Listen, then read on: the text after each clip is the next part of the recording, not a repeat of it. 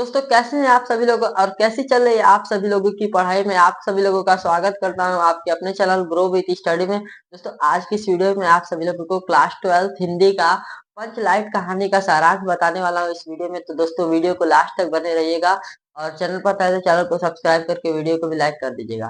तो चलिए आइए देखते हैं पंचलाइट कहानी का सारांश। दोस्तों पंचलाइट कहानी का जो सारांश है मोस्ट इम्पोर्टेंट, क्योंकि मैं हर साल देखा हूँ कि बोर्ड एग्जाम में जो क्लास 12 का बोर्ड एग्जाम होता है हिंदी का, उसमें जो पंच लाइट कहानी है लगभग 7 सेट बनता है। तो 7 सेट में से 3 से 4 सेट में कितने सेट में 3 से 4 सेट में ये पूछा जाता है, हर साल पूछा जाता है। मैं मोस्ट इम्पोर्टेंट आपको कहानी बता रहा हूँ। तो चलिए वीडियो को स्टार्ट करते हैं और देखते हैं पंच लाइट कहानी का सारांश बहुत ही आसान शब्दों में। चलिए देखते हैं।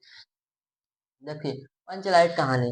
अब देखिए पंचलाइट कहानी हमें 5 नंबर में बोर्ड एग्जाम में देखने को मिलेगा। तो देखिए पंचलाइट कहानी, देखिए पंचलाइट हरीश्वर नाथ रेणु जी द्वारा लिखित, मतलब इसके जो इसको लिखे हैं पंचलाइट किसने लिखा है? हरीश्वर नाथ रेणु जी ने लिखा है। किसने लिखा है? हरीश्वर नाथ रेणु जी ने लिखा है। वही चीज यहाँ पर है, पंचलाइट हरीश्वर नाथ रेणु जी द्वारा लिखित एक आंचलिक कहानी है। कैसी कहानी है? आंचलिक कहानी है। पंचलाइट का अर्थ क्या होता है? पंच लाइट का अर्थ होता है पेट्रोमैक्स अथवा गैस की लालटेन। दोस्तों पंच लाइट का अर्थ क्या होता है? गैस की लालटेन होता है या पेट्रोमैक्स होता है। यहाँ पर देखिए पेट्रोमैक्स अथवा गैस की लालटेन। अब गैस की लालटेन क्या होती है? जो पहले के जमाने में हम लोग लालटेन जलाते थे और उसे हम लोग क्या बोलते हैं? गैस की लालटेन। उसके बाद देखिए इस कहानी में बिहार के एक पिछड़े गांव के परिवेश का सुंदर चित्रण किया गया है। यानी कि इस कहानी में क्या होता है कि जो बिहार के पिछड़े वर्ग के जो लोग थे, उसका हमें इस परिवेश का चित्रण किया गया है इस कहानी में। इसके बाद देखिए क्या होता है, इसके बाद देखिए क्या होता है कि इसके बाद इस प्रकार यह कहानी उस इस प्रकार यह कहानी क्या होती है, यहाँ पर प्रस्तुत किया गया है, परिवेश का सुंदर चित्रण किया गया है इसमें। इसके बाद देखिए उस गांव में महतो नामक का एक टोली थी जिसमें अशिक्षित लोग थे। यानी कि इस कहानी में क्या होता है पूरा मैं आपको मोटा मोटा एक बार बता दे रहा हूँ, उसके बाद फिर मैं इसका कहानी सारांश स्टार्ट करूंगा। देखिए इस कहानी में क्या होता है, इस कहानी में होता है कि इस गांव में एक महतो नामक का टोली था। पिछले वर्ष मतलब कि पिछड़े वर्ग के लोग रहते थे। बिहार के गांव में एक गांव था जिसमें पिछड़े वर्ग के लोग रहते थे और वो लोग महतो नामक टोली में रहते थे। किसमें? महतो नामक टोली में रहते थे। और महतो नामक टोली में क्या था? अशिक्षित लोग रहते थे। कैसे लोग? जो पढ़े लिखे लोग नहीं थे, अनपढ़ लोग थे, तो वो लोग रहते थे अशिक्षित लोग। उसके बाद ये रामनवमी के मेला था, तो उसमें ये लोग क्या करते हैं? पेट्रोमैक्स लाते थे। पंच लाइट इन्होंने खरीदा, लेकिन इन्होंने पंचलाइट को तो खरीद लिया, लेकिन गांव के जो महतो नामक टोले के कोई किसी भी लोगों को ये पंचलाइट जलाने नहीं आता था। तो पंचलाइट ये पेट्रोमैक्स जलाने नहीं आता था। तो देखिए उसके बाद क्या होता है, जो पेट्रोमैक्स कोई जला नहीं पाता है, उसी गांव में एक क्या होता है, गोधन नाम का एक लड़का होता है, गोधन नाम का एक युवक होता है। तो वो मुनरी नामक, उसी गांव में एक मुनरी नामक एक युवती रहती थी, तो वो मुझसे प्रेम करता था। कौन? गोधन। और गोधन जो था वो मुनरी के घर से सिनेमा का गाना गाते हुए जा रहा था। तभी उसकी जो मम्मी थी, मतलब उसकी माँ थी, जो मुनरी की माँ थी, वो पंचों से, किससे? पंचों से, जो महतो नामक टोली के जो पंच थे उससे शिकायत कर देती है। और कौन? गुलरी काकी कौन है? मुनरी की माँ है, मुनरी की माँ। तो वो शिकायत कर देती है, जिससे जो गोधन था, जिससे गोधन क्या होता है कि उससे अपने टोली से, मतलब महतो नामक टोली से, जाति से क्या कर दिया जाता है? निकाल दिया जाता है। लेकिन उसके बाद जो पंच लैट का जलाने का जब सवाल आता है, तो जो मुनरी होती है उसको पता था कि जो गोधन था, कौन? गोधन। तो वो हमारा क्या करता है, जो गोधन था, वो मुनरी को लगा कि मुनरी को 100% श्योर थी कि वो गोधन जो है पंच लाइट को जला सकता है। इसलिए जो मुनरी थी वो चुपके से ये बात पंचों तक क्या करती है? पहुंचा देती है। और जब जैसे ही पंचों तक यह बात पहुंच जाती है, उसके बाद जो पंच थे वो क्या करते हैं, जो पंच थे जो पंच थे वो गोधन को अपने टोली में, अपनी जाति में वापस से शामिल कर लेते हैं। जैसे ही गोधन आता है वो पंच लाइट को जला देता है, चारों ओर उजाला हो जाता है और उस गांव के सभी लोग झूमने नाचने लगते हैं। इस प्रकार देखिए जो गोधन था वह पंच लाइट को जला देता है। उसके बाद फिर जो गुलरी काकी थी वो भी बहुत ज्यादा प्रसन्न हो जाती है। गांव के सभी लोग भी गोधन से बहुत ज्यादा प्रसन्न हो जाते हैं। जो गुलरी काकी होती हैं वो क्या करती हैं कि जो शाम का ना भोजन था, जो शाम का भोजन था उस पर गोधन को बुलाती हैं। और जो पंच थे, कौन? पंच, जो पंच लोग थे, उन्होंने भी गोधन को कहा तुम्हारा सातों खून माफ, खूब गाओ सलीमा का गाना, खूब गाओ सलीमा का गाना। तो इस प्रकार से यह कहानी समाप्त होती है। अब आइए चढ़ते हैं इसके सारांश की ओर। तो देखिए और ईश्वरनाथ रेणु द्वारा लिखित यह कहानी है। कौन सा कहानी? पंचलाइट कहानी। और ये कैसी कहानी है? आंचलिक कहानी है। पंचलाइट का अर्थ है पेट्रोमैक्स। पेट्रोमैक्स क्या होता है? पंचलाइट। और क्या होता है? गैस की लालटेन। उसके बाद देखिए, इस कहानी में बिहार के एक पिछड़े गांव के परिवेश का सुंदर चित्रण किया गया है। बिहार के एक पिछड़े गांव के परिवेश का सुंदर चित्रण किया गया है, जो इस प्रकार है। क्या होता है, उस गांव में महतो नामक एक टोली थी। जैसा कि मैं आपसे लोग बताया कि उस गांव में एक महतो नामक टोली थी।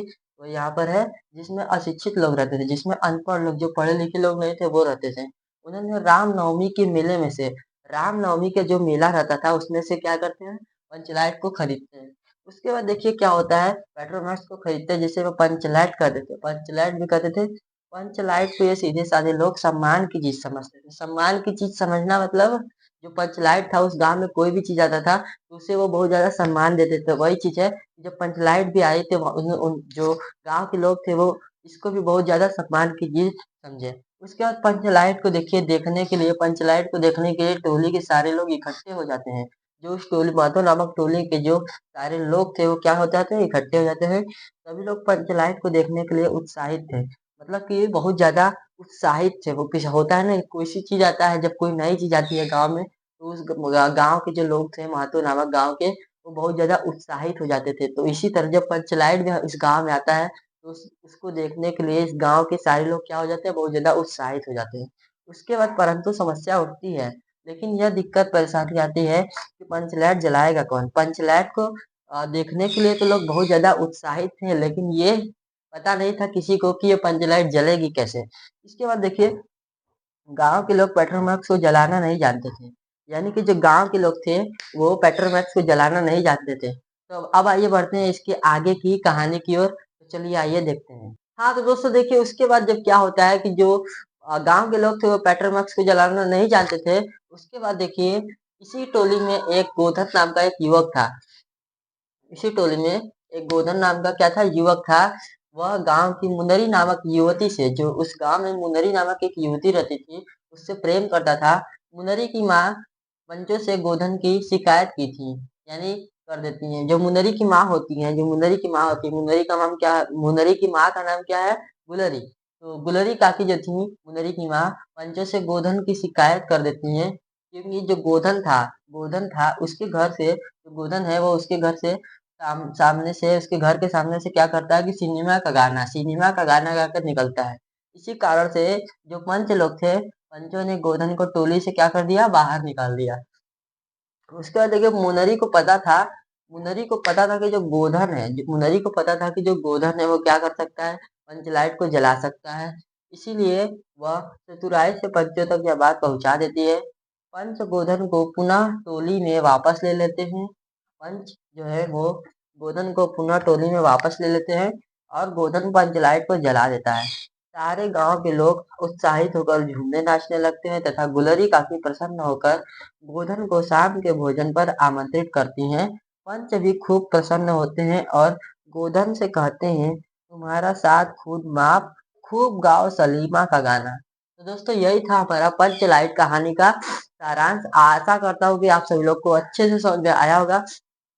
देखिए क्या हुआ था कि जब गांव के लोग थे, उनको पेट्रोमैक्स जलाना नहीं आता था। तो क्या हुआ कि जो गोधन था, उस गांव में एक गोधन नामक का युवक था। तो गोधन जो कि मुनरी से प्रेम करता था, उस गांव की युवती थी, मुनरी से प्रेम करता था। और जो गोधन था, वो उसके घर के सामने से क्या करता है? सिनेमा का गाना गाकर आता है। इसलिए जो उसकी माँ थी, गुल्लरी काकी, जो मुनरी की माँ थी, वो गुल्लरी काकी थी। तो उन्होंने पंच से शिकायत कर दी थी गोधन की। इसलिए जो पंच पंच थे, वो उसको टोली से बाहर निकाल देते दिए थे, गोधन को। उसके बाद देखिए क्या होता है कि जो मुनरी थी, मुनरी को पता था कि गोधन पंचलाइट को जला सकता है। तो वह पंच तक ये बात पहुंचा देती है, और पंच उसे टोली में वापस ले लेते हैं। किसे? गोधन को। तो गोधन आता है और पंचलाइट को जला देता है। सारे लोग प्रसन्न हो जाते हैं, और गांव के सभी लोग झूमने नाचने लगते हैं। और जो गुलरी काकी थी, वो आ, गुलरी काकी जो थी, वो गोधन को क्या करती हैं? शाम के भोजन पर आमंत्रित करती है, निमंत्रण देती है, उसके शाम के भोजन का बुलाती है। उसके बाद जो पंच लोग थे, उन्होंने भी कहा गोधन से, तुम्हारा सातों खून माफ, खूब गाओ सलीमा का गाना। तो इस प्रकार से यह पंचलाइट कहानी आसानी से। उम्मीद करता हूँ कि आपको समझ में आया होगा। दोस्तों वीडियो बनाने में मेहनत लगी है तो प्लीज़ वीडियो को लाइक कर देगा, चैनल पर नया है तो चैनल को भी सब्सक्राइब कर दीजिएगा। देखिए दोस्तों आपको मैं 5 नंबर फिक्स करा दिया हूँ, बोर्ड एग्ज़ाम में 5 नंबर में बस आप लोग इतना ही, जितना मैं आप सभी लोगों को कराया हूँ इतना लेकर आएँगे तो 5 में से 5 नंबर लाने से आपको कोई नहीं रोक सकता। बस आप लोग इसी तरीके से लिखिएगा। तो चलिए मैं मिलता हूँ अपने नेक्स्ट वीडियो में, तब तक के लिए जय हिंद जय भारत।